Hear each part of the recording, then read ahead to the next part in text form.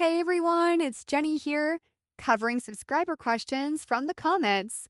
All right, so for those of you who have been following my podcast consistently, you might notice my voice sounds a bit different today. Well, the reason my voice suddenly got deeper is written in the description box below. Haha, let's just roll with it.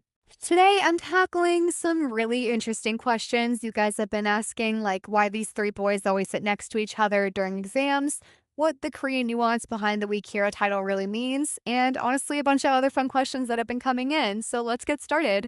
So, first up, a subscriber noticed how this trio always end up sitting next to each other during exams, and they thought it was just melodramatic directing choice from their perspective. The first letters of each trio member's surnames seemed pretty far apart in the alphabet, so they couldn't figure out why this trio would consistently sit in the order during test. Great question. Let me explain exactly what happens here in Korean alphabetical order. Their surnames all start with the same vowel sound. So, An, Yan, and O all begin with the same vowel, which is Yi-ong. So their student numbers were probably 19, 20, 21, right? That's why they do cleaning duty together and sit next to each other during exams. When I shared this detail, my subscriber replied, I really did notice those boys sitting together during exams, three lovely rowers in a sinking canoe. I always thought it was a melodramatic directing choice. I had no idea this was based on their surnames. Now that I know this, it really seems like they were destined to be together at least for a while, and they wondered how much of this was calculated in Young Bin's plan. Well, Young Bin, he's pretty smart after all. Exactly right. Young Bin approaching this new transfer student wasn't random at all. He knew that during exams, this boy would sit right behind Si-eun according to Korean alphabetical order. Everything was calculated all right. Remember that scene in episode 8 where Si-eun grabs the fire extinguisher and walks into classroom, then without even looking slams it down next to Toan, who's sitting at the very last desk, that back corner desk where Seo usually sits.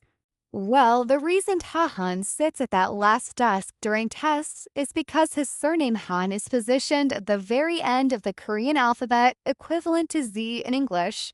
So who would be student number 1 in the class? Can you guess? It's Godak. Godak's full name is Go Hyun-tak, and his surname Go is equivalent to A in English alphabetical order. This brings back memories from my school days. Honestly, I had a friend whose surname was Go, and whenever our homeroom teacher had something to scold us about during end-of-day meetings, my Go friend always became the sacrificial victim because the teacher would always say, starting from. Number 1, stand up and tell me what you did wrong. My surname is Lee Wright, so my student number would have been somewhere in the middle back. Remember in episode 8 when Lee Jang-chan sat at the desk right in front of the teacher's podium during the exam? Yeah, kids with Lee's surnames get student numbers right around that position. Now shifting gears to something that gets me emotional every single time. Let's talk about some translation nuances that really hit different when you understand the original Korean. Speaking of things that make us emotional, let's talk about Suho's Siunah, Are You Sleepy from that dream scene? This is another instance where the translators did their best, but what Suho actually said was more playful. In Korean, he doesn't ask Si-eun-ah, are you sleepy, but specifically, Si-eun-ah, can you sleep? 시은아, 잠이 오냐? The actual nuance is more like Si-eun after you went and caused all that chaos, how can you possibly sleep? It's Suho asking playfully, almost teasingly in that tone. He always used with his most beloved friend, but also with the undertone of someone worried about a friend who came back covered in blood. Yeah, many fans keep finding these circular narrative structures in the drama. And you know what's beautiful? Another subscriber pointed out the connection between the yellow lighting in that dream scene and the classroom scene.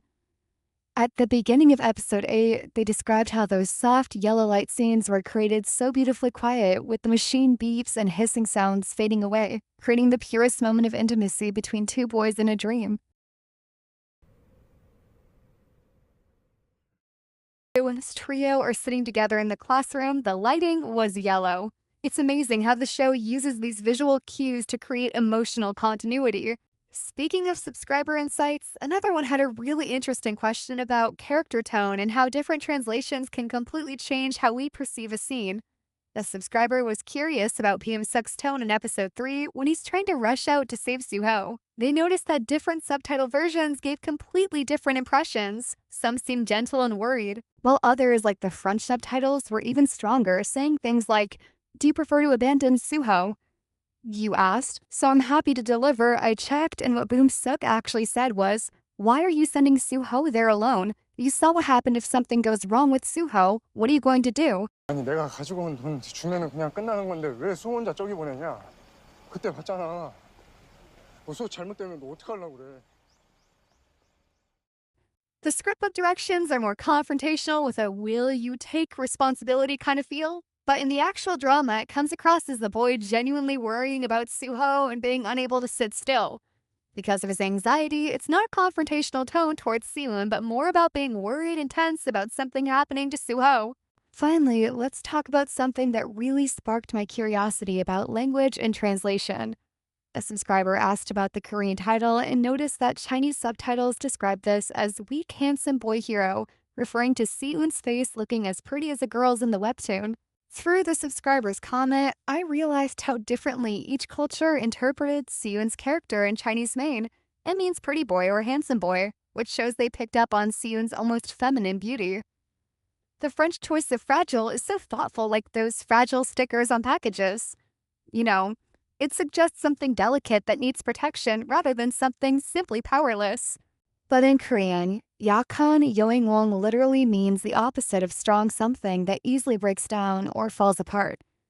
It's more about how others perceive him as weak-looking, not muscular. That's probably why the cast keeps saying that Juntae comes closest to being the actual weak hero in this story. The Korean title leans more toward literally meaning a boy who looks weak to others rather than having that delicate connotation, not muscular. You know what I mean? It's more about how others perceive him as weak-looking rather than fragile in a delicate sense. So that's a wrap on today's deep analysis of these cultural and translation insights. Talking with subscribers from different cultural backgrounds really opens up my perspective on language and storytelling. Thanks for listening to my personal hot takes on K-dramas. If you've got any questions about cultural context or nuances, drop a comment anytime. I'm cross-referencing with the script book, so I'll do my best to break it down for you. This is Jennie, your fellow K-drama obsessive, signing off until next time. Keep watching and keep analyzing. 미안해. 뭐가? 미안하다.